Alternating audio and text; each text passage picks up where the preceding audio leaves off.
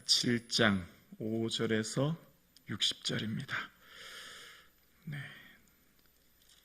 조금 긴 본문인데요. 저와 여러분이 함께 고백드리겠습니다. 오늘 나에게 주신 하나님의 말씀입니다. 느헤미야 7장 5절로 60절입니다. 함께요. 내 하나님이 내 마음을 감동하사 귀족들과 민장들과 백성을 모아 그 계보대로 등록하게 하심으로 내가 처음으로 돌아온 자의 계보를 얻었는데, 거기에 기록된 것을 보면 옛적에 바벨론 왕 느부갓네살에게 사로잡혀 갔던 자들 중에서 노임을 받고 예루살렘과 유다에 돌아와 각기 자기 성들의 성읍에 이른 자들, 곧 스룹바벨과 예수아와 느헤미야와 아사랴와 라마와 나하만이 모르드게와 빌산과 미스베렛과 비그웨와 느훔과 바하나와 함께 나온 이스라엘 백성의 명수가 이러하니라. 바로스 자손이 2172명이요 스바다 자손이 372명이요 아라 자손이 652명이요 바모아 자손 곧 예수아와 요압 자손이 2818명이요 엘람 자손이 2254명이요 사뚜 자손이 845명이요 삭게 자손이 760명이요 빈누이 자손이 648명이요 부베 자손이 628명이요 아스갓 자손이 2322명이요 아도니감 자손이 667명이요 비그웨 자손이 2067명이요 아딘 자손이 655명이요 아델 자손 곧 히스기야 자손이 98명이요 하숨 자손이 328명이요 바세 자손이 324명이요 하립 자손이 120명이요 기브온 사람이 95명이요 베들레헴과 느도바 사람이 818명이요 아나돗 사람이 128명이요 베스아마웻 사람이 42명이요 기랏 야림과 그비라와 부에롯 사람이 743명이요 라마와 게바 사람이 620명이요 믹마스 사람이 122명이요 베델과 아이 사람이 123명이요 기타 느보 사람이 52명이요 기타 엘람 자손이 1254명이요 하림 자손이 320명이요 여리고 자손이 345명이요 로드와 하딧과 오노 자손이 721명이요 스아나 자손이 3930명이 있느니라.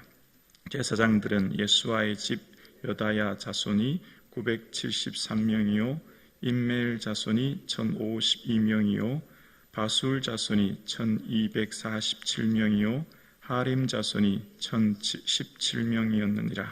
레위 사람들은 호디야 자손 곧 예수아와 감미엘 자손이 74명이요 노래하는 자들은 아삽 자손이 148명이요 문지기들은 살룸 자손과 아델 자손과 달문 자손과 악굽 자손과 하디다 자손과 소베 자손이 모두 138명이었느니라.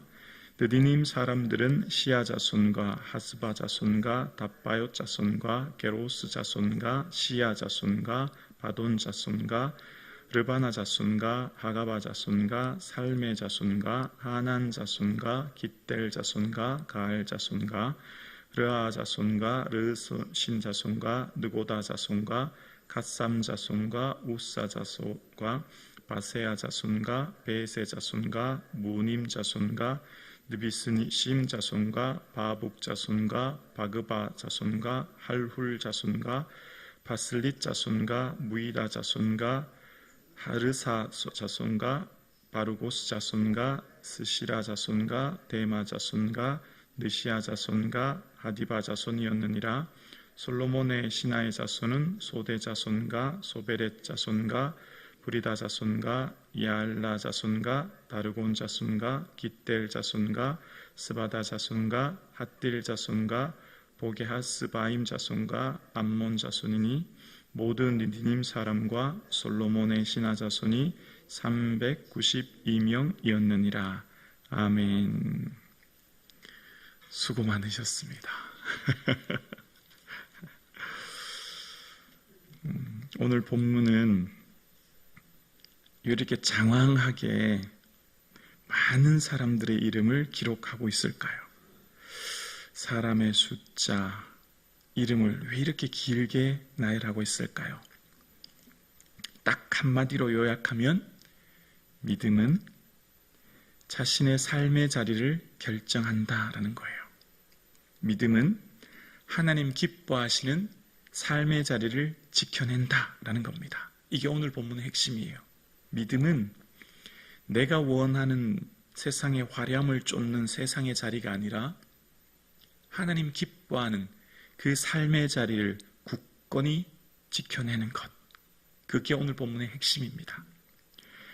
자, 오늘 본문은 1차 포로 귀환한 사람들에 대해서 하나님이 느헤미야의 마음을 감동시켜 주셔서 이제 기록하게 되었다라고 하는 내용이 이제 5절로부터 시작돼요. 그러면서 7절에는 12명의 지도자의 이름이 기록됩니다. 자, 전체적인 흐름만 한번 볼게요. 7절에는 이스라엘의 12지파를 대표할 수 있는 12명의 지도자들이 기록되고요. 8절에서부터 25절까지는 가문별로 각 집안의 자손별로 17개 가문에 2322명이 기록되어 있어요. 그리고 26절부터 38절까지는 지역, 마을 단위로 20개 마을에 8684명에 대해서 기록한 겁니다. 그리고 39절에서 42절은 제사장 그룹에 대해서, 제사장 가문에 대해서 기록했는데 4289명의 제사장에 대해서 이야기하고, 다음 43절에서부터 45절에는 레위지파, 노래하는 사람, 문지길에 대해서 360명에 대해서 기록한 거고요. 46절에서 오늘 본문 읽었던 60절까지는 여러 일꾼들과 종들의 자손들에 대한 기록 392명을 기록합니다. 자, 전체적인 개요예요. 자, 그러면 오늘 본문을 다시 한번 생각해 볼게요. 이스라엘이 바벨론으로 끌려간 지, 유다인들이 바벨론으로 끌려간 지 70년입니다. 70년이면 자녀로 말하면 두 세대를 거친 겁니다.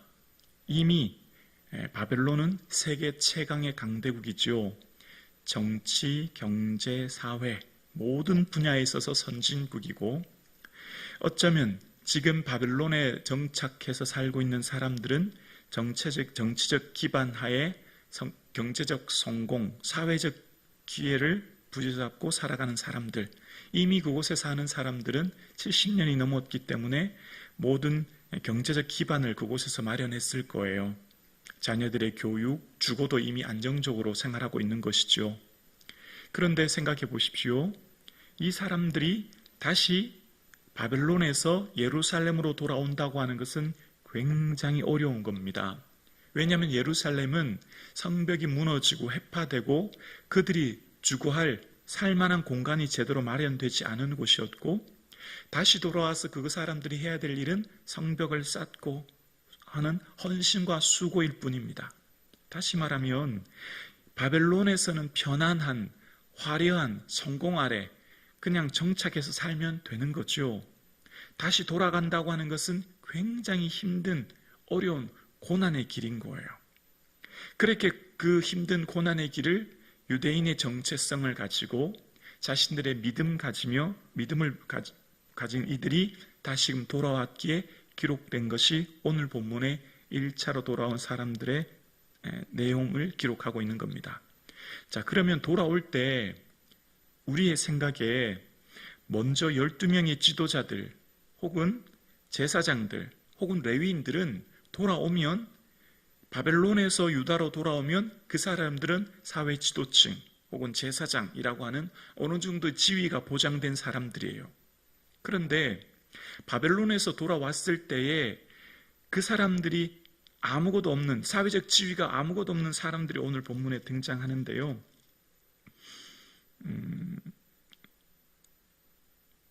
46절에 보면 느디님 사람들 보이세요? 46절에 느디님 사람들은 이라고 하면서 시야 자손과 하스바 자손과 답바온 자손과 이렇게 나오죠. 느디님 사람은 누구냐면 느디님이라고 하는 것은 주어진 자들이라는 이런 의미가 있는데, 이 사람들은 전쟁 포로 출신으로 레위 자손들의 잡일, 허드렛 일을 도와주는 사람들이 느디님 사람들이었습니다.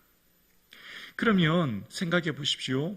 느디님 사람들은 바벨론에 있는 게 훨씬 더 좋아요. 이미 그곳에서 정착해서 모든 기반을 마련해서 살고 있기 때문에 이 느디님 사람들은 바벨론에서 다시 예루살렘으로 돌아간다고 하는 것은 고생길을 자초하는 것이고, 예루살렘에 다시 돌아가도 그 사람들이 하는 것은 무슨 사회적 지위가 있거나 사람들이 그 사람들을 존중해 주는 사람들이 아닌 거예요. 돌아가면 어차피 또다시 성전에서 잡일하는 거예요. 레위 사람들 도와서 그 사람들은 그냥 허드렛 일 하는 거예요. 물두멍에 물 뜨는 일, 번제단 하면 나무 쪼개고 불 떼고 재 치우는 허드렛 일 하는 사람이 느디님 사람들이거든요. 또 등장하는 사람들이 있는데요. 57절에 보면 57절에 솔로몬의 신하의 자손들은 이라고 보이세요? 솔로몬 신하의 자손은 소대 자손과 소베렛 자손과 브리다 자손가라고 하면서 쭉 기록됩니다. 솔로몬의 신하 자손이라고 하는 말은 솔로몬이 정치할 때 국고성, 병거성, 마병성은 자신들의 유대민족으로 이 성을 쌓게 한 것이 아니라, 또 전쟁의 용병들은 그 땅에 있는, 가나안 땅에 있는 원주민들을 가지고 그 일을 하게 했거든요.